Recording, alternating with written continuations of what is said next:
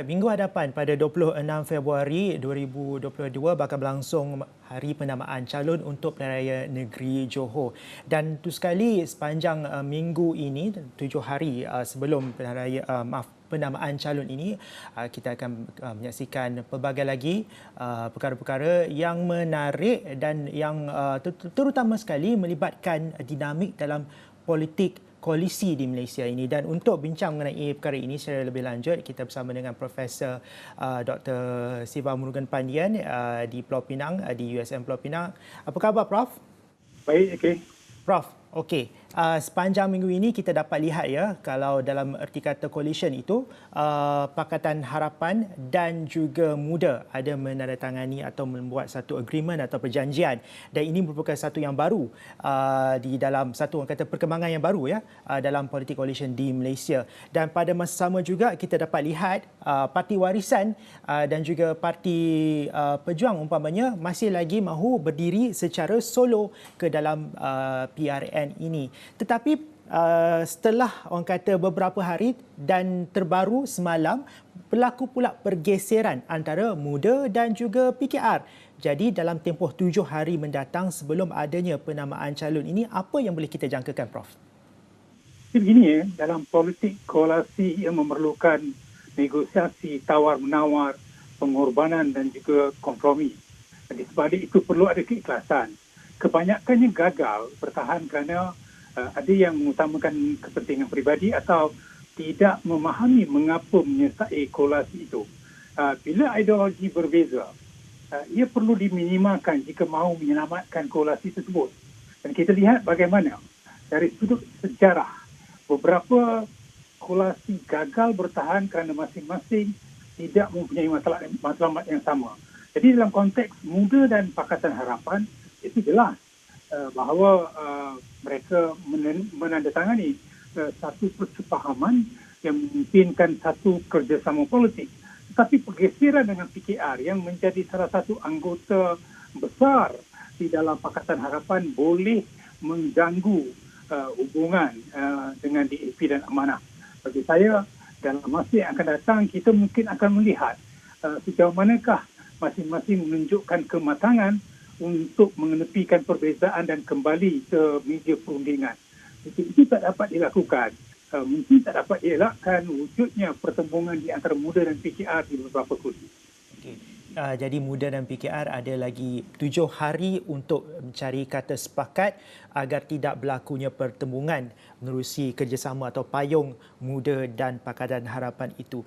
Dalam masa yang sama juga, kita nak juga fahami ya peranan parti-parti seperti Pejuang, kita juga nak fahami peranan parti seperti Warisan dan banyak variables ataupun pemboleh ubah yang baru wujud dalam PRN kali ini yang tidak ada dalam sebelum ini dalam PRN di Melaka umpamanya, seperti pengundi-pengundi muda berusia 18 hingga 20 tahun, on average atau secara purata sekitar 5 hingga 6%, dan juga pengundi-pengundi pertama kali pengundi, kiranya kalau kita totalkan ataupun jumlahkan keseluruhannya sekitar lebih kurang dalam 700 pengundi baru, 700,000 pengundi baru. Okey. Bagaimana kita nak faham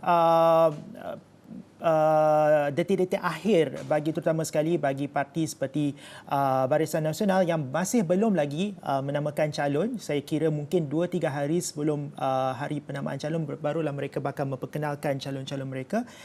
Adakah apa yang kita boleh jangkakan dalam hal ini, terutama sekali calon-calon yang bakal dikemukakan oleh Barisan Nasional? Ya, satu sebelum itu saya nak melihat kepada kedudukan Warisan yang bertanding buat kali pertama di Semenanjung. Barangkali mereka mahu mengutamakan rakyat Sabah yang bekerja di Johor, yang mungkin dalam sekitar 200 hingga 250,000 orang. Jadi saya percaya itu adalah stok yang cuba dicari oleh Warisan.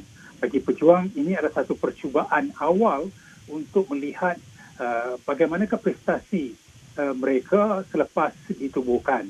Bagi Barisan Nasional, saya percaya sebaik saja pembubaran Dewan Undangan Negeri, parti itu sudah mula melakukan negosiasi tawar-menawar dan tidak pernah wujud isu perebutan kerusi sesama mereka.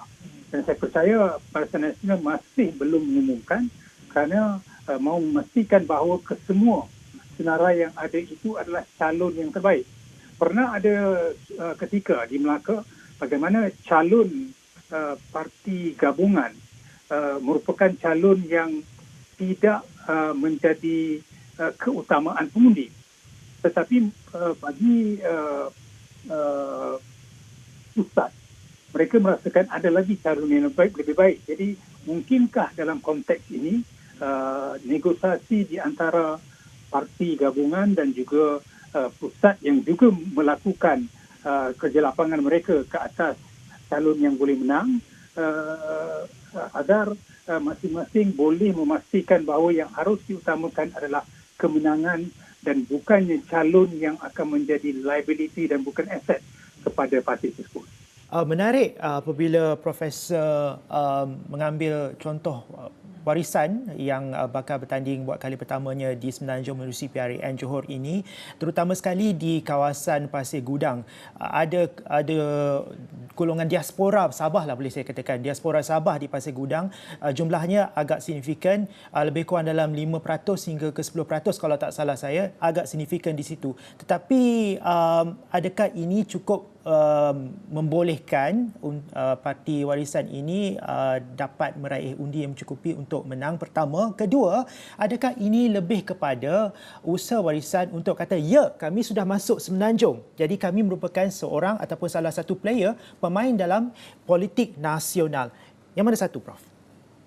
Bagi saya, warisan mungkin sedang melakukan perundingan dengan pejuang dan juga muda di belakang tabir sama ada mampu untuk membentuk kerjasama ataupun penjajaran politik sesama mereka, mungkin secara tidak rasmi tetapi akan menggunakan satu jentera yang sama untuk menunjukkan bahawa warisan tidak sekadar bergantung kepada rakyat Sabah di Johor tetapi juga bergantung kepada yang lain.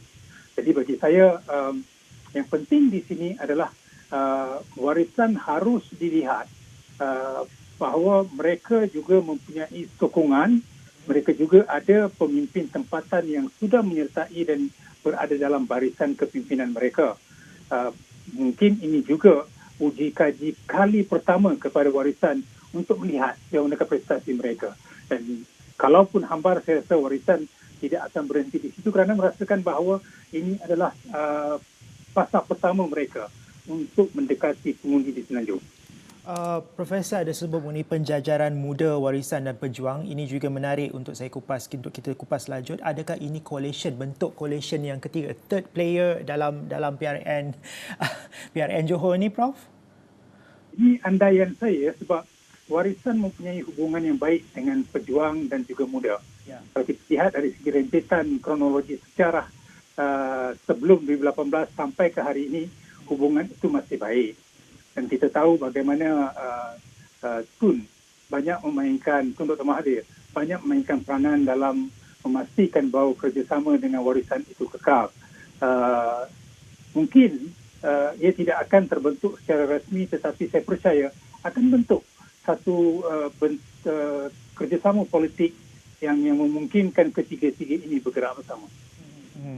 Dan Mungkinkah pada last minute ataupun pada saat-saat akhir nanti ketiga-tiga penjajaran ini, ketiga-tiga orang kata kumpulan atau coalition ini bakal berupaya untuk duduk dan bentuk, orang kata, cuba mengelak pertembungan 3 atau 4 penjuru? Yang itu saya rasa sukar. Kerana masing-masing mahu bertanding sebanyak kursi yang telah menjadi ketetapan. Contohnya pejuang mahu bertanding 42 kursi. Jadi saya percaya itu tidak akan dikompromi. Mungkin akan wujud pertembungan tertentu di kursi-kursi tertentu dan saya percaya dalam PRN Johor ini pertembungan akan menjadi lebih daripada 2. Mungkin 4, mungkin 5 dan itu akan memberikan kelebihan pada Barisan Nasional. Ya, ia akan menjadi mirip seperti di Melaka. Pertembungan Perikatan Nasional dengan Barisan Nasional memang tidak dapat dielakkan walaupun di peringkat nasional mereka menubuhkan sebuah kerajaan yang sama. Di situlah yang menimbulkan dilema bagaimanakah pembentukan kerajaan yang berbeza dari sudut pemahaman, mampu untuk terus mentadbir urus tetapi di peringkat negeri bersaing sesama mereka. Dan kita juga harus melihat Perikatan Nasional mempunyai kekuatannya sendiri. Kalau kita lihat di Melaka bagaimana aliran sokongan pengundi Melayu yang diberikan kepada PKR sebelum ini pergi kepada Perikatan Nasional, dan mungkin aliran-aliran seperti itu merupakan satu pola gelagat pengundi yang wajar kita perhatikan. Dan apa yang akan berlaku di Johor saya rasa tidak akan mengganggu gugat apa yang sudah wujud di peringkat nasional. Antara variable ataupun pemboleh ubah yang kita nantikan untuk PRN Johor ini seperti pengundi, demografi pengundi terutamanya, juga calon-calon yang bakal dipertandingkan oleh PN dan juga Pakatan Harapan, serta kita juga SOP pilihan raya sudah pun diketahui menjelang 7 hari sebelum penamaan calon. Apakah variables lain yang Profesor expect, Profesor jangka kita dapat tahu? Saya rasakan kita tidak boleh ketepikan identiti politik dalam konteks politik tanah air. Mungkin itu juga harus kita perhatikan di PRN Johor, dan bagaimana itu juga boleh memberikan kesan kepada pola aliran sokongan di Johor. Saya tidak sangat melihat kepada undi 18 hingga 20 kerana ia berada dalam sekitar 170,000. Bakinya 590,000 orang tidak pernah mendaftar sebelum ini, tidak pernah keluar mengundi dan mungkin tidak berminat langsung dengan politik.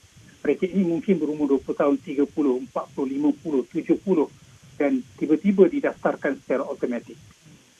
Dan itu ke mana arah mereka mengundi, kita pun tidak tahu sama ada mereka akan keluar mengundi atau tidak pada kali ini kerana mereka tidak pernah pun menunjukkan minat, mereka tidak pernah mendaftar untuk mengundi. Lebih 500,000 pengundi-pengundi baru ini, pengundi-pengundi kali pertama, dan itu hanya kita dapat ketahui pola pengundian mereka, bentuk pengundian mereka, sama ada betul mereka akan keluar mengundi atau tidak pada pilihan raya negeri itu kelak lah.